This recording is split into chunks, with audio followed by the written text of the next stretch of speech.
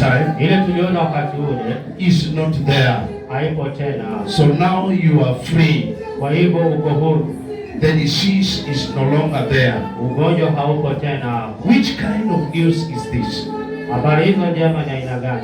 Hallelujah. Amen. Hallelujah. Amina. So when I want to talk about good news, I want to talk about the good news according to the gospel. And you will turn to me in the book of Isaiah chapter number 61. The Holy Spirit is speaking through Isaiah. The Holy Spirit is speaking through Isaiah. And the Holy Spirit, the word of the Lord is saying, the Spirit of the Lord God is upon me.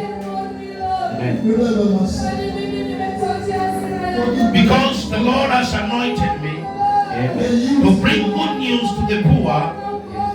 He has sent me to bind up the brokenhearted, to proclaim liberty to the captives, and the opening of the prison to those who are bound, to proclaim the year of the Lord, the year of the Lord's favor, and the day of vengeance of our God, to comfort all who mourn, to grant to those who mourn in Zion, to give them beautiful headdress instead of ashes, and oil of gladness instead of mourning, the garment of praise instead of faint spirit. Amen. Amen. Can you read? Isaya 61:1. Mwenyezi Mungu amenijaza roho yake, maana Mwenyezi Mungu ameniweka wakfu. Endelea kusema, akanituma niwaletee wanaogandamizwa habari njema, niwatibu waliovunjika moyo, watangazie mateka kwamba watapata uhuru, na wafungwa kwamba watafunguliwa. 2. Amenituma niwatangaze mwaka wake wa neema na siku ya Mungu wetu ya kulipiza kisasi, wafariji wote wanaoomboleza. 3.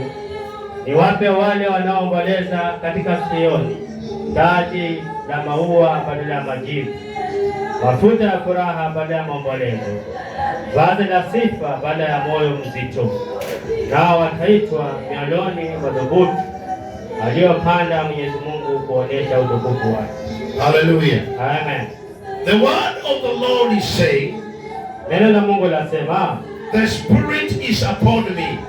Roho ya Mungu iko juu yake. To bring good tidings to the poor. Kuhubiri habari njema kwa maskini. To bring good tidings. To bring good tidings. Kuleta good tidings. Good tidings. Habari njema. Kuleta habari njema. Thank you. Hallelujah. Amen. To the poor. Kwa maskini. Hallelujah. Amen. And to bring liberty to the captives. Na kuleta ukombozi kwa wale ambao wametekwa nyara. Hallelujah. Amen. So when we talk of the good news, kwa hivyo tunapozungumza kuhusu habari njema, good news brings liberty. Habari njema inaleta ukombozi. Good news tells people that they are set free. Habari njema inaambia watu kwamba wamewekwa huru. Those who are in captive, wale ambao wametekwa nyara, they are set free. Wanaachiliwa na wanakuwa huru. Hallelujah. Amen. So Jesus, kwa hivyo Yesu Kristo, brought for us a good news. Alituletea sisi habari njema. Hallelujah. Amen. And why was this good news coming? Na kwa sababu gani hizo habari njema zilikuwa zaja? Why does the world need good news? Kwa sababu gani neno linataka habari njema? When we read Genesis chapter number 3,